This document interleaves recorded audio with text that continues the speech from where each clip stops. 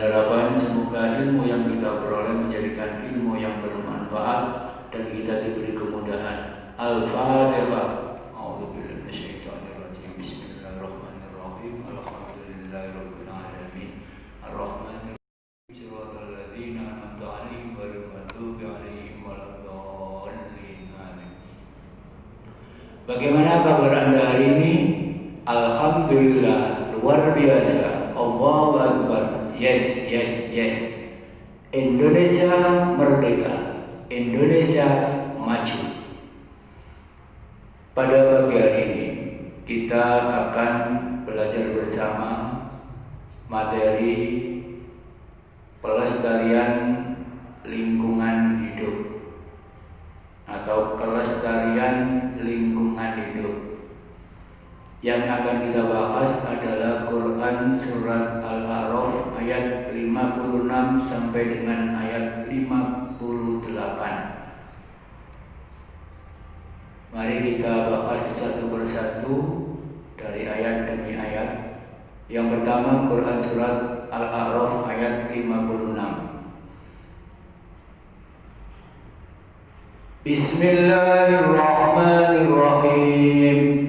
ولا تفسدوا في الأرض بعد إصلاحها وادعوا خوفا وطمعا إن رحمة الله قريب من المحسنين. Tolong Anda amati, Anda fahami terjemah ayat.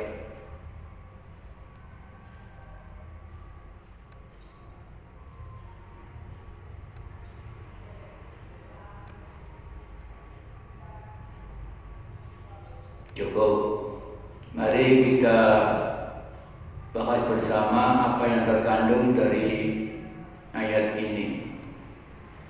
Wala tusidu fil ardi ba'da islahiha.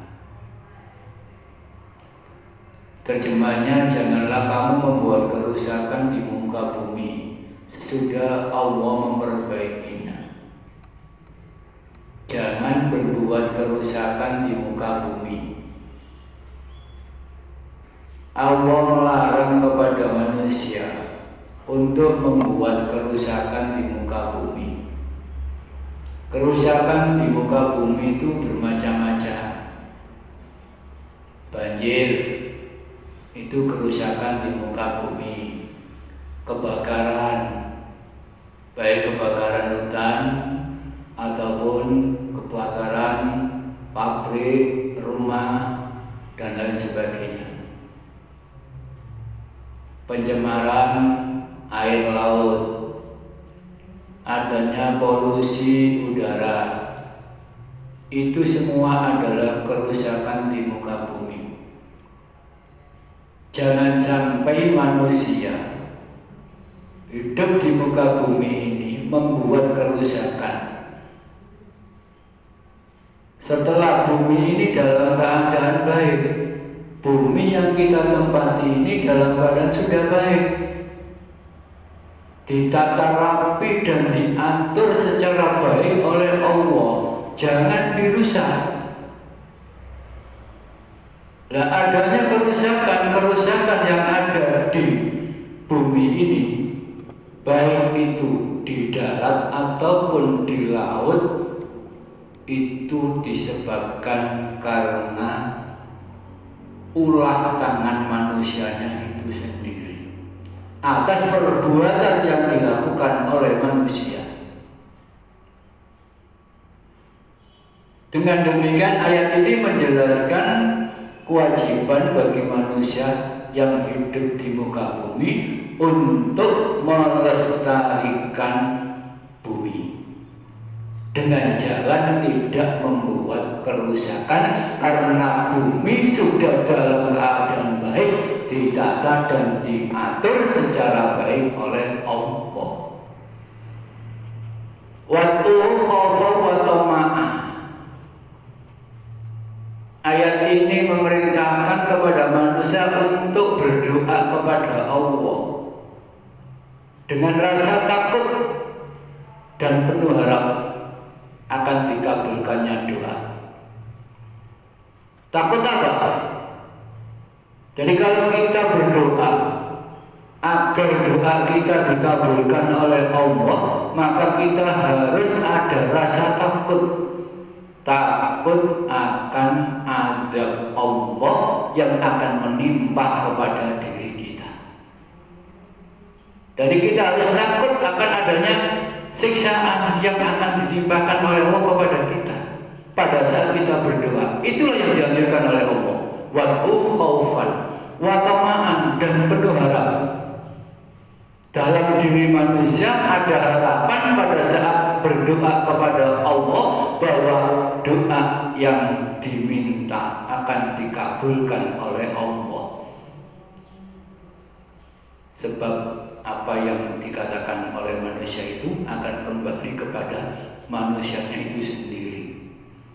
Oleh karena itulah kalau kita berdoa harus yakin bahwa Allah mendengar dan akan mengabulkan doa kita. Sehingga atas keyakinan kita yang semacam itulah, maka apa yang kita mintakan kepada Allah akan dikabulkan. Dengan demikian, kalau manusia ingin doanya diterima oleh Allah, maka perilaku yang harus dilakukan adalah takut akan adanya siksaan yang akan ditimpakan oleh Allah kepada kita, dan ada keyakinan bahwa doa kita akan dikabulkan oleh Allah. Inna rahmatallahi qaribun minal muhsinin. Sesungguhnya rahmat Allah dekat kepada orang-orang yang ahli melakukan kebaikan. Allah akan menurunkan kasih sayang atau rahmatnya kepada siapa? Al-muhsinin, orang-orang yang dalam hidupnya suka melakukan kebaikan. Dengan demikian kunci rahmat Allah akan diturunkan oleh Allah kepada manusia yang berbuat kebajikan. Oleh karena itulah jika kita penuh harap untuk mendapatkan rahmat dari Allah, hendaknya dalam hidup ini selalu melakukan kebaikan-kebaikan. Quran surat Al-A'raf ayat 57. Walladzi yursilu riyaha busran baina yaday rahmati wa akhrajna bihi min kulli samarat kadzalika nukhrijul mauta la'allakum tadhakkarun. Tolong terjemah ayat diamati, difahami.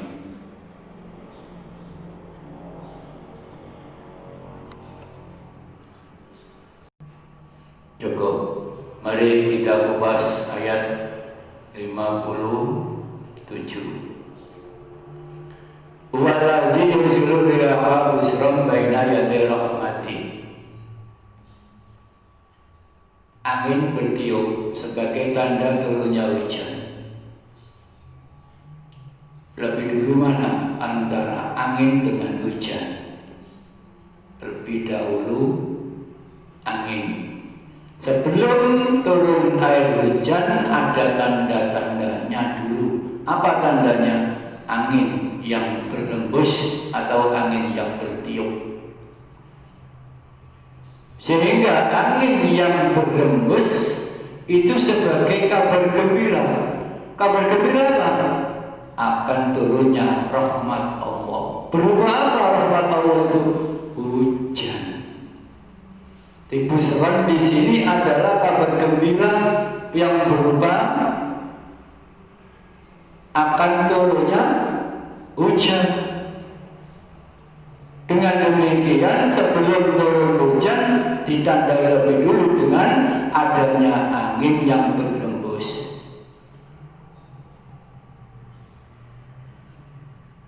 Kemudian kata ila qalat sahaban sikolan sekali balatin mayyitin fadzalna bilma. Setelah angin itu bertiup, berhembus sebagai tanda akan turunnya air hujan, angin dibawa oleh awan. Awan dibawa ke daerah yang tandus. Setelah itu turunlah air hujan.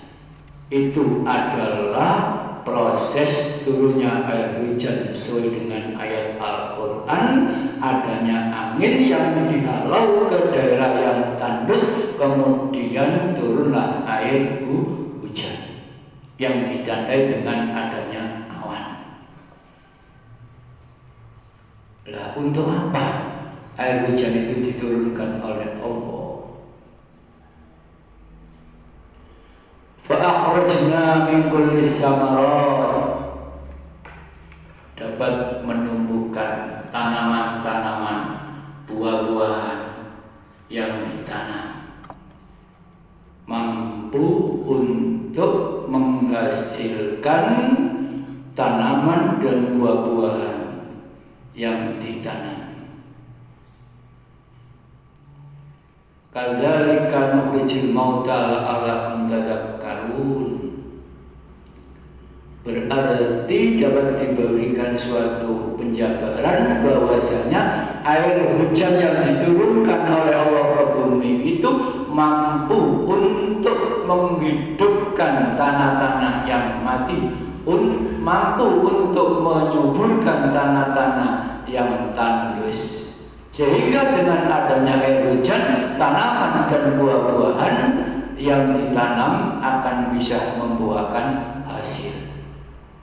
Sekarang timbul suatu pertanyaan, masa bisa Allah menjadikan tanaman atau buah-buahan yang ditanam itu bisa membuahkan hasil berkat adanya air hujan?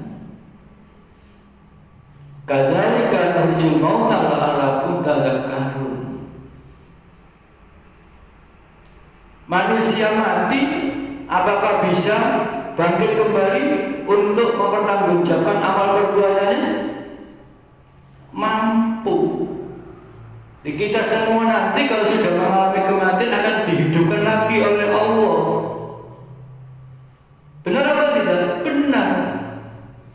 Begitu saja Allah mampu, apalagi menghidupkan tanah yang mati. Abot endi nguripno tanah sing mati iso urip berkat adanya air hujan, dengan orang yang mati bisa hidup untuk bangkit kembali mempertanggungjawabkan amal perbuatannya. Yang lebih berat manusia yang sudah mati dapat hidup kembali. Begitu saja Allah mampu, apalagi menjadikan tanah-tanah yang mati bisa hidup, apalagi menjadikan tanah-tanah yang tandus menjadi subur. Itulah kadzalika nukhrijul mauta la'allakum tadhakkarun. Al-A'raf 58. Wal baladu thayyibu yakhruju nabatuhu bi'izni rabbih walladzi khabusa la yakhruju illa nakida kadzalika nusarriful ayati liqaumin yashkurun. Tolong terjemah kamu amati dan kamu fahami.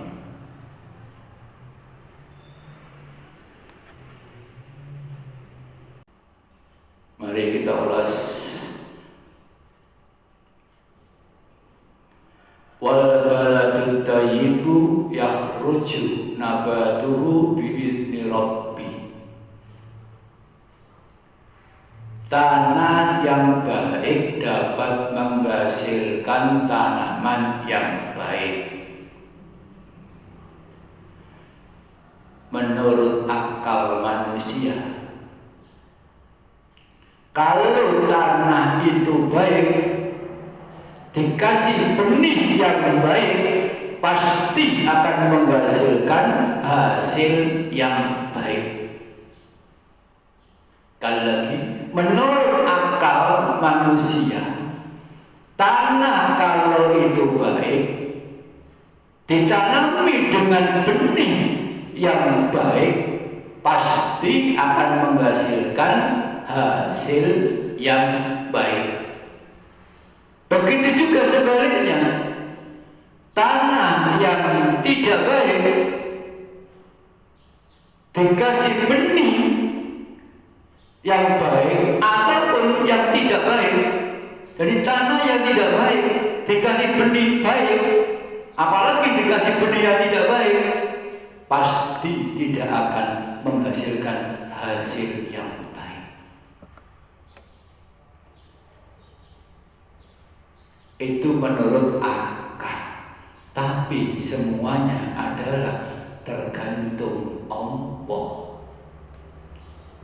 Maka dikatakan bi'izni Rabbih, dengan izin Allah.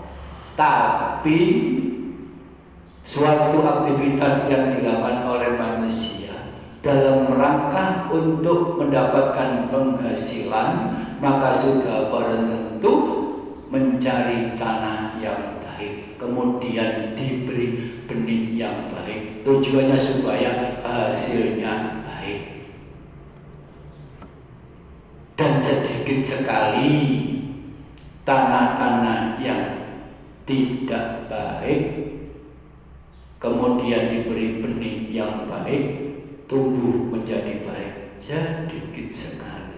Yang paling banyak itu tanah-tanah yang baik dikasih benih yang baik akan menghasilkan hasil yang baik. Itu semua adalah tidak lepas dari adanya kekuasaan yang diberikan oleh Allah kepada kita. Dengan demikian kita patut menjadi manusia untuk bersyukur kepada Allah. Kadzalika nusarriful ayati liqaumi yashkurun. Peristiwa yang terjadi, adanya angin yang berubah menjadi hujan, adanya air hujan yang mampu menghidupkan tanah-tanah yang mati dan membuahkan tanaman dan buah-buahan dengan secara baik, itu semua adalah bukti kekuasaan dan kebesaran Allah. Maka hendaknya manusia bersyukur kepada Allah. Oleh karena itulah kita sebagai manusia patut untuk mensyukuri nikmat Allah dengan jalan memanfaatkan bumi Allah yang telah diciptakan oleh Allah, disediakan untuk manusia, hendaknya disyukuri dengan jalan dilestarikan, jangan sampai dirusak.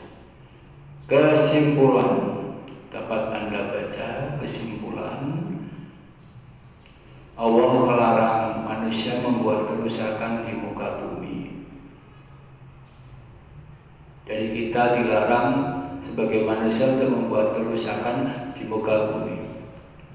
Kewajiban berdoa kepada Allah dengan rasa takut dan penuh harap akan diterima. Adanya angin sebagai tanda atau kabar gembira akan turunnya rahmat dari Allah yang berupa hujan. Air hujan yang turun menjadi proses, air hujan yang turun melalui proses, yakni adanya angin menjadi awan yang dihalau ke daerah yang tandus. Allah merubah tanah yang tandus menjadi subur melalui turunnya air hujan. Tanda kekuasaan dan kebesaran Allah dapat diambil manfaat sebagai rasa syukur atas nikmat Allah. Itulah penjelasan Quran surat Al-A'raf ayat 56, 57, 58. Jika Anda belum paham dan perlu untuk memperjelas pemahaman Anda, silakan tanya ke WA saya. Cukup pembelajaran hari ini. Semoga ilmu kita bermanfaat. Mari kita akhiri dengan ucapan Alhamdulillahirabbil alamin. Assalamualaikum